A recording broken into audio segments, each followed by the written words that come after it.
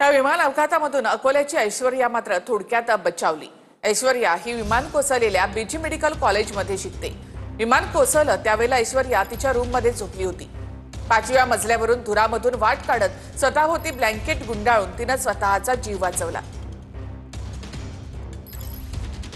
काल अहमदाबाद इथे जी विमान घटना घडली त्या जिथे जी घटना घडली त्याच कॉलेजमध्ये अकोल्याची एक विद्यार्थिनी ऐश्वर्या म्हणून तिथे शिकत होती।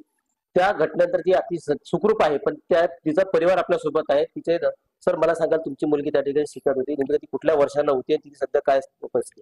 ती डीएम ऑन्कोपॅथॉलॉजी करत होती, सेकंड इयर तिचं चालू आहे। तर हादसा झाल्यावर ती त्यावेळेला ती झोपलेली होती, तर आवाजामुळे हे सर्व याच्यामुळे ती उठली आणि तिनं जाऊन बाल्कनीमध्ये जाऊन पाहिलं तर तिला काही लक्षात नाही आलं की बा एवढं म्हणजे पूर्ण अंधार आणि काळपट पूर्ण धुवा काय चालू आहे, आजूबाजूची बिल्डिंग नाही दिसून राहिली काही।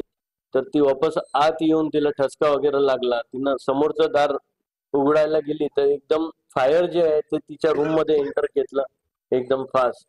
तर नंतर ती घाबरली की काहीतरी झालेलं आहे आणि तिला मग सुधारलं काहीतरी। तेव्हा कृपण तिला लक्षात आलं की बा आपण काहीतरी हे करून तिनं ब्लँकेट घेतलं तिच्या अंगावर, तिला स्वतःला पूर्ण व्रॅप केलं आणि ती 5व्या मजल्यावरून ती उतरत उतरत खाली आली। आणि खाली आल्यावर पण हे सर्व असं झालेलं, सर्व फायरचे तुकडे इकडे तिकडे सर्व पडलेले। ती कंपाऊंड वॉल पळत गेली। ते कंपाऊंड वॉल पण जे आहे चढणं एवढं शक्य नव्हतं, पण तिनं कोशिश केली। 2-3दा खाली पडली। 6 फुटाची कंपाऊंड वॉल होती, त्याच्यावर तार फेन्सिंग, मग तार हातात आले, मग तिनं धरून ते कसं तरी वर चढली। नंतर त्या बाजूच्या साईडला तिनं छलांग मारली, सुखरूप पोहोचली। तुमचं आता काल झाले आता सध्या काय बोलणं झालेलं आहे तुमचं, नेमकं तुम्ही केव्हा तिथे जाणार आहे? आम्ही सध्या निघून राहिलो, ती सुखरूप आहे।